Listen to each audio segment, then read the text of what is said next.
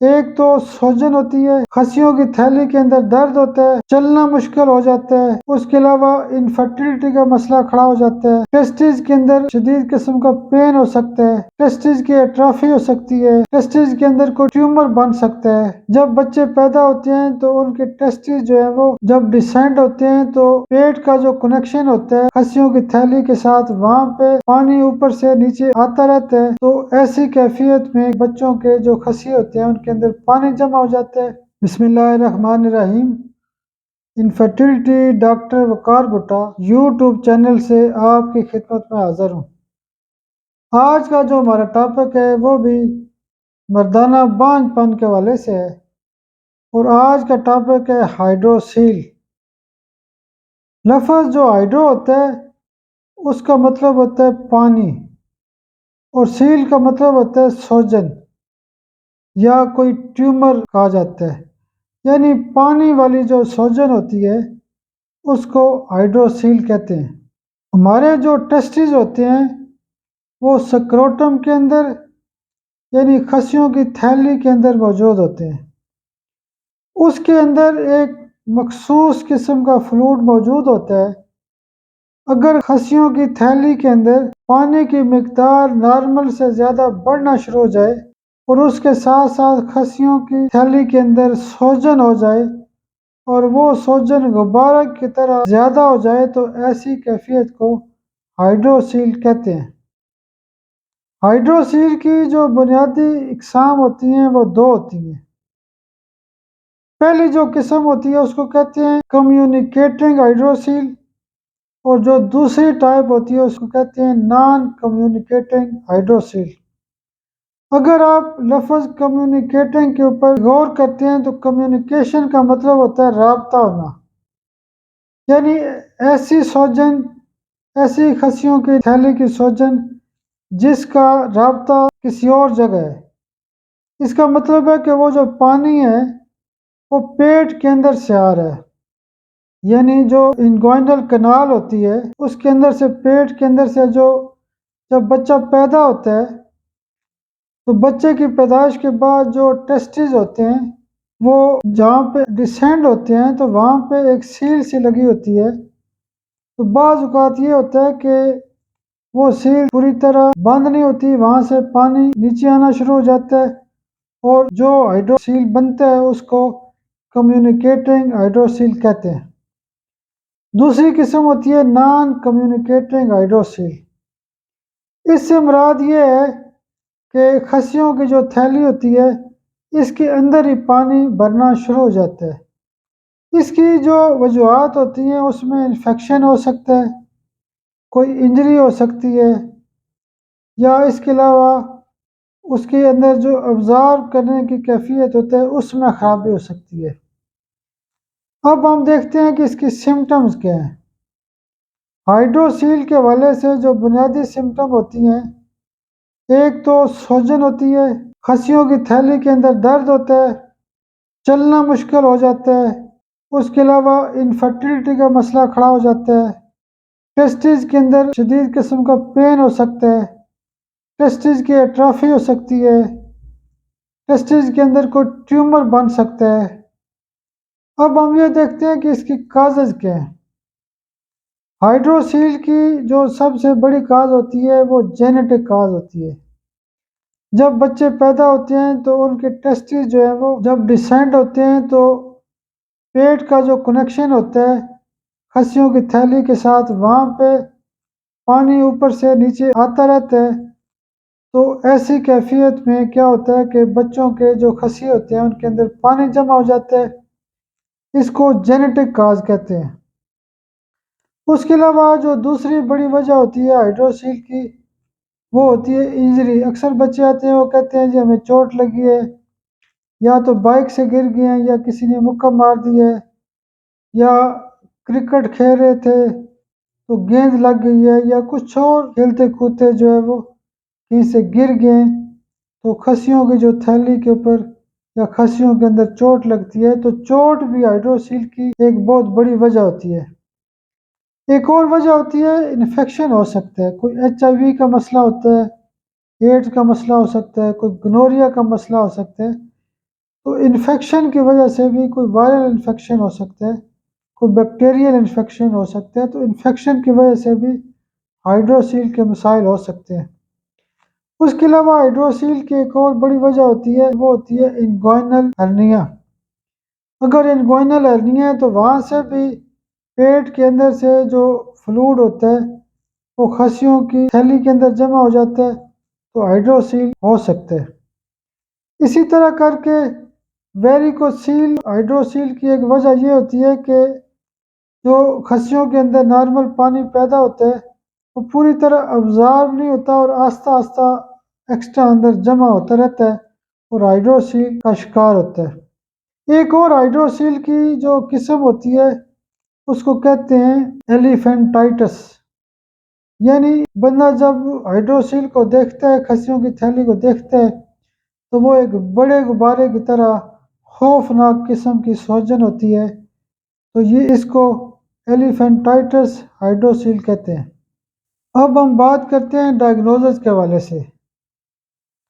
Hydrocele के हवाले से एक तो डायग्नोज ये किया जाता है कि कोई भी जो डॉक्टर होता है वो फिजिकल चेक करता है।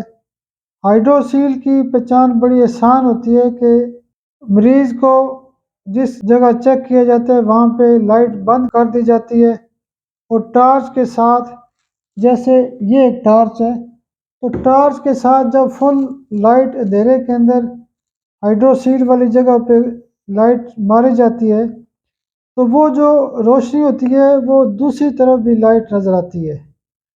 इसका मतलब ये होता है कि ये हाइड्रोसील ये कोई और बीमारी नहीं होती। उसके अलावा जो दूसरा बड़ा टेस्ट होता है वो स्क्रोटल अल्ट्रासाउंड करवाया जाता है। उसके अलावा हाइड्रोसील की पहचान के लिए सीटी स्कैन भी किया जाता है या एमआरआई वगैरह भी की जा सकती है। अब हम देखते हैं कि हाइड्रोसील और बाकी चीज़ों में फ़र्क क्या होता है। ये अक्सर गलती होती है कि हम हाइड्रोसील समझ रहे होते हैं जबकि बीमारी की कैफियत कोई और होती है। यानी हाइड्रोसील को कंपैरिजन करें वेरिकोसील के साथ, हाइड्रोसील को कंपैरिजन करें स्पर्मेटोसील के साथ, हाइड्रोसील को कंपैरिजन करें ट्यूमर के साथ, हाइड्रोसील को कंपैरिजन करें सिस्ट के साथ, हाइड्रोसील को कंपैरिजन करें एलिफेंटाइटिस के साथ, हाइड्रोसील को कंपैरिजन करें इंग्वाइनल हर्निया के साथ। हाइड्रोसील के हवाले से जो कॉम्प्लिकेशंस होती हैं उसको भी हम देखते हैं कि हाइड्रोसील अगर होता है तो उसमें और भी जो खराबियां होती हैं उसमें हीमेटोसील हो सकती है, यानी खून अंदर जमा हो सकता है। उसके अलावा पायोसील होती है, यानी अंदर पीप जमा हो सकती है। उसके अलावा कोई ट्यूमर हो सकता है। उसके अलावा इन्फेक्शन हो सकता है। उसके अलावा हाइड्रोसील की वजह से इनफर्टिलिटी का मसला खड़ा हो सकता है। उसके अलावा हाइड्रोसील की वजह से कोई ट्यूमर हो सकता है। हाइड्रोसील की कॉम्प्लिकेशन में एक और मसला ये हो सकता है कि रेप्चर हो सकता है, वो जगह फट सकती है या हर्निया का मसला हो सकता है। अब हम बात करते हैं कि हाइड्रोसील के हवाले से होम्योपैथिक ट्रीटमेंट क्या है। हाइड्रोसील के हवाले से होम्योपैथिक के अंदर जो सबसे बड़ी दवाई इस्तेमाल होती है वो पल्साटिला होती है। पल्साटिला बेसिकली सुप्रेशन की एक बहुत बड़ी दवाई है। ये छोटे बच्चों में भी बहुत अच्छा काम करती है और उसके साथ साथ जो बड़े लोग होते हैं जिनको नॉन कम्युनिकेटिंग हाइड्रोसील होती है उसमें भी पल्साटिला सुप्रेशन के बेस के ऊपर बहुत अच्छा काम करती है। इसमें मरीज की कैफियत को भी देखना होता है, यानी असल नुक्ता होता है सुप्रेशन। दूसरी नंबर की जो बड़ी दवाई होती है वो दवाई होती है रोडोडेंड्रॉन। रोडोडेंड्रॉन जो होती है ये बच्चों में भी इस्तेमाल की जाती है और बड़े लोग में भी इस्तेमाल की जाती है। इसमें मेन अलामत ये होती है कि पहले आर्काइटिस होता है, सूजन होती है, दर्द होती है और आस्ता आस्ता पानी भरना शुरू हो जाता है। जो रोडोडेंड्रॉन है ये भी हाइड्रोसील के हवाले से एक बहुत अच्छी दवाई है और रोडोडेंड्रॉन लेफ्ट साइड की जो हाइड्रोसील होती है उसकी एक बड़ी दवाई है। तीसरे नंबर की जो बड़ी दवाई होती है वो दवाई होती है सिलेशिया। सिलेशिया जो होती है जैसे बच्चों में भी इस्तेमाल की जाती है, बड़ों में भी इस्तेमाल की जाती है। जैसे सिलेशिया की कॉन्स्टिट्यूशन होती है कि बच्चों को सर पे पसीना भी होता है और उसके अलावा उनका पेट निकला होता है, काफ़ी इस तरह का पेट आगे तक बड़ा होता है। तो ऐसे जो बच्चे होते हैं उनको सिलेशिया दी जाती है। सिलेशिया का एक ख़ास नुकता ये है कि ये एलिफेंटाइटिस की भी दवाई होती है। जब भी आपके पास हाइड्रोसील का केस आता है और केस खौफनाक होता है, यानी बड़े किस्म का गुब्बारा नुमा, यानी इतना बड़ा वो हाइड्रोसील का गुब्बारा सा बन जाता है, सूजन हो जाती है कि बंदे का चलना फिरना ही मुश्किल हो जाता है। यानी काफ़ी 6-6, 8-8 इंच तक स्वेलिंग हो जाती है। तो एलिफेंटाइटिस लेवल का जो हाइड्रोसील होता है उसमें सिलेशिया बहुत अच्छा काम करती है और सिलेशिया उन लोगों को भी दी जाती है जिनको हाइड्रोसील के साथ साथ पस के मिसाल भी होते हैं। अगली जो बड़ी दवाई होती है वो एपोसाइनम क्यू पावर में। एपोसाइनम क्यू जो है वो किसी भी किस्म की बॉडी के अंदर सूजन होती है या बॉडी के अंदर पानी जमा हो जाता है या कोई फ्लूइड जमा हो जाता है या एसाइटिस हो जाती हैं तो उसमें भी एपोसाइनम काम करती है। तो हाइड्रोसील में भी एपोसाइनम बहुत अच्छा काम करती है। तो अब ये जो 3 दवाइयाँ हैं उनको हर मरीज़ जो है वो एक दवाई को सुबह पल्साटिला इस्तेमाल कर सकता है, दिन को रोडोडेंड्रॉन इस्तेमाल कर सकते हैं और रात को स्लेशिया इस्तेमाल कर सकते हैं और उसके साथ साथ जो चौथी दवाई बताई है एपोसाइनम क्यू पावर में 10-10 कतरे सुबह दोपहर शाम इस्तेमाल कर सकते हैं। अब हम देखते हैं कि जो बच्चों में हाइड्रोसील होती है उसमें पल्साटिला, रोडोडेंड्रॉन और ब्रोटिनम 30 पावर में बहुत अच्छा काम करती हैं। ये पैदाइशी नुक्स होते हैं और ये जो इसकी किस्म होती है इसको कहते हैं कम्युनिकेटिंग हाइड्रोसील। अभी भी मेरे पास 2-4 दिन पहले एक हाइड्रोसील का केस आया था, उसके ऊपर वाज़ेह लिखा हुआ था कि ये नॉन कम्युनिकेटिंग हाइड्रोसील है। तो नॉन कम्युनिकेटिंग हाइड्रोसील में जैसे अगर किसी को चोट लगी है और सूजन हो गई है और पानी जमा हो गया है तो उसमें आर्निका देंगे। इसी तरह करके कोई बंदा कहता है कि मैंने वज़न उठाया और उसके बाद मुझे हाइड्रोसील का मसला हो गया है तो उसको रस्टाक्स देंगे। इसी तरह अगर कोई बंदा कहता है कि मुझे हर्पीज़ का मसला है और उसके साथ साथ हाइड्रोसील है तो उसको हम ग्रेफाइट देंगे। इसी तरह एक बंदा कहता है कि मुझे गनोरिया हुआ है और उसके साथ साथ हाइड्रोसील हुआ है तो उसको मेडोरिनम और थुजा देंगे। इसी तरह करके एक और दवाई होती है बायोकेमिक की, नेट्रम सल्फ और नेट्रम म्योर। नेट्रम म्योर के अंदर मैंने नुक्ता भी लिखा था कि जहाँ पे भी पानी की कमी या ज़्यादती होती है वहाँ पे नेट्रम म्योर बेहतरीन काम करती है। तो नेट्रम म्योर ऐसी दवाई है कि जो आप तकरीबन हर मरीज़ को पानी को बैलेंस करने के लिए इस्तेमाल कर सकते हैं, यानी हाइड्रोसील में नेट्रम म्योर का भी बहुत अच्छा रिज़ल्ट है। उसके साथ साथ मैंने नेट्रम सल्फ के बारे में ये बताया था कि जब बॉडी के अंदर पानी खुश्क करना हो तो बायोकेमिक के हवाले से नेट्रम सल्फ जो है वो पानी को खुश्क करती है। तो ये जो 3 दवाइयाँ हैं बायोकेमिक के अंदर, सिलेशिया, नेट्रम सल्फ और नेट्रम म्योर, ये बेहतरीन हाइड्रोसील को ठीक करने की सलाहियत रखती है। एक और दवाई होती है एपस। जैसे जिस्म के अंदर कहीं भी सूजन होती है, पानी वाली सूजन होती है, जैसे आँखों के ऊपर यहाँ पर पानी वाली सूजन होती है तो फिर भी हम एपस देते हैं। टांगों के ऊपर सूजन होती है तो फिर भी एपस देते हैं। पेट में सूजन होती है तो फिर भी हम एपस देते हैं। लंग्स में सूजन होती है तो फिर भी हम एपस देते हैं। एपस जो है वो पेशाब आवर किस्म की दवाई है। इसी तरह एपस जो है वो हम हर दूसरे तीसरे मरीज़ को हाइड्रोसील में दे सकते हैं कि जब मरीज़ ये कहते हैं कि मुझे हाइड्रोसील के साथ साथ दंग लगने वाला दर्द होता है।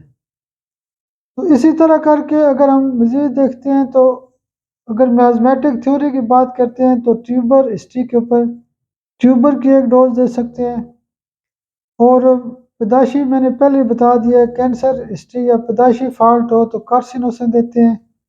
RMHCM की एक आध डोज तकरीबन हर मरीज़ को दी जा सकती है। हाइड्रोसील की जो बीमारी है वो चूँकि टेस्टिस ग्लैंड्स होते हैं तो हम जनरल लेवल पे अगर देखते हैं तो आयोडम जो है वो एक आध डोज ग्लैंड्स को कवर करती है और हाइड्रोसील को ठीक करती है। इसी तरह करके एक दवाई होती है कोनियम। जो लोग देर तक शादी करते हैं या जिनके अंदर सप्रेशन होती है, बड़ी उम्र के लोग होते हैं, तो उनको हाइड्रोसील के लिए कोनियम दी जा सकती है। आखिरी जो 2 दवाइयाँ हैं हाइड्रोसील के हवाले से, उनमें एक दवाई है क्लेमेटिस। क्लेमेटिस का जो मरीज़ होता है, उसमें पेशाब की नाली जो होती है उसके अंदर स्ट्रक्चर पैदा हो जाता है और उसके साथ-साथ हाइड्रोसील का मसला भी हो सकता है। तो क्लेमेटिस जो है ये भी होम्योपैथिक इलाज के अंदर हाइड्रोसील के हवाले से एक अच्छी दवाई है। आखिरी जो दवाई होती है वो दवाई होती है स्पोंजिया।